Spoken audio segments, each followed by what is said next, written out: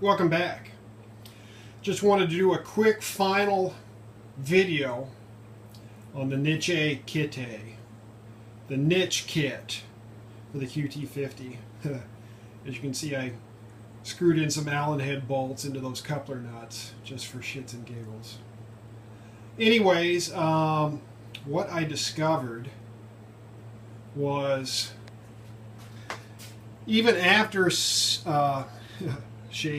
sanding the cylinder head flat, I still had an air leak right in the center of your screen where the cylinder head mates up with the jug. And then I had an air leak at the base gasket. And I thought of ways to resolve this. And I ended up just tightening those coupler nuts to a very high torque,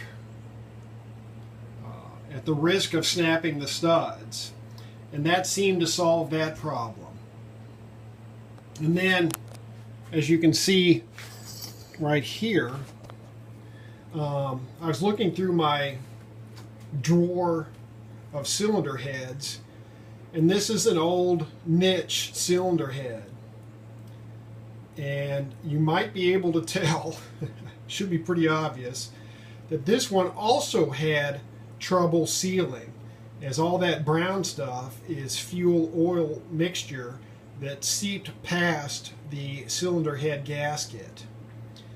And having similar problem, guess what, with this niche cylinder head and cylinder, even though I sanded it flat.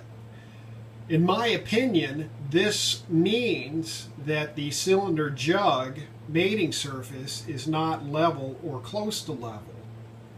Normally, any discrepancy would be taken up by the head gasket. That's the purpose of the head gasket, to fill in slightly unlevel portions, and the base gasket for that matter. So my guess is that cylinder jug, the mating surfaces on it are not level or flat, or as level or flat as they should be. Which is not surprising because the cylinder chamber is too large, which resulted in the ring gap being too big, which resulted in this thing having basically zero power at 95 psi. And that was only after I sanded the cylinder head flat. When I originally installed it, the compression was 90 psi.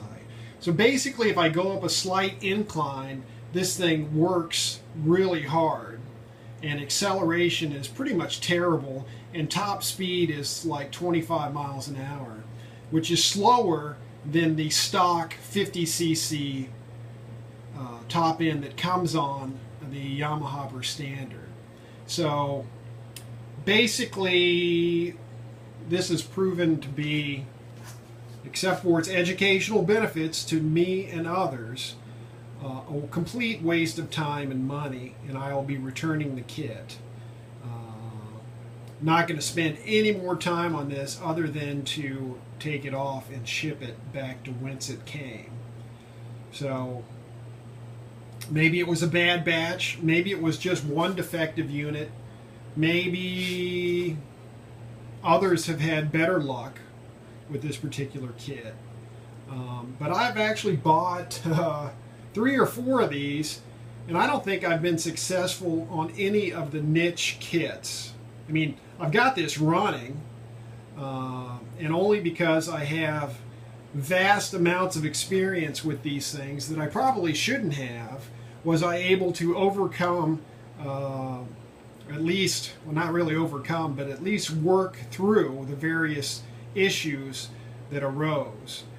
The ring gap being too large, the air leaks, etc., etc.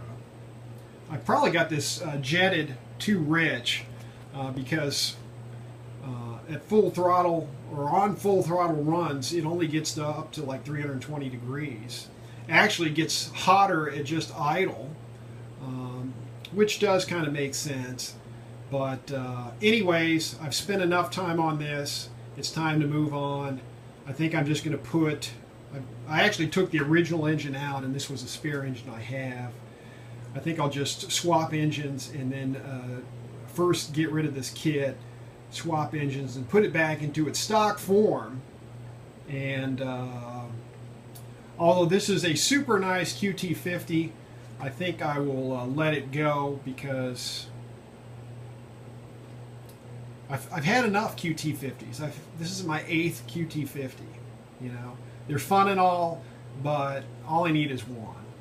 So anyhow, thanks for watching, and we're going to move on to something a little more enjoyable.